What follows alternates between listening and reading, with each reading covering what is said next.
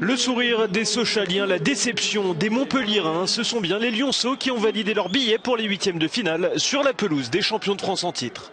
Montpellier qui entame bien cette rencontre au bout d'une frappe pourtant écrasée de Gaëtan Charbonnier au quart d'heure de jeu. Didier Ovono est surpris par un rebond capricieux.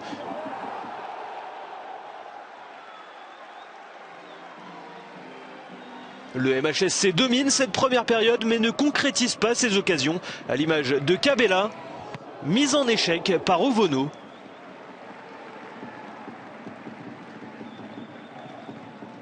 Et peu avant la mi-temps, sur une jolie combinaison côté droit, Sébastien Corchia déborde et parvient à centrer fort devant le but.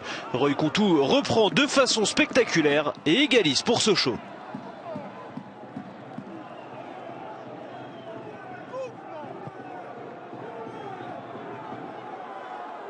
Au retour des vestiaires, Montpellier reprend l'avantage. Corner de Mounier, déviation de Charbonnier et conclusion presque involontaire de Mathieu Deplagne.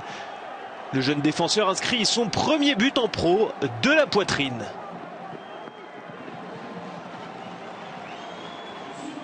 Une nouvelle fois, Sochaux tente de réagir. Coup franc de Dias repoussé par Jourdain à l'heure de jeu.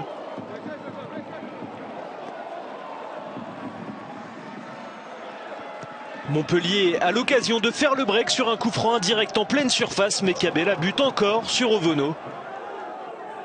La chance est passée et sur un contre à un quart d'heure du terme, Corchia explore une nouvelle fois son couloir droit pour servir Bakambu, buteur sur l'un de ses tout premiers ballons, quelques minutes seulement après son entrée en jeu. Comme entre Nice et Nancy un peu plus tôt, cette opposition entre clubs de Ligue 1 connaît une prolongation. 107e minute, le but de la victoire est signé Yacine Mikari et il se passe de commentaires.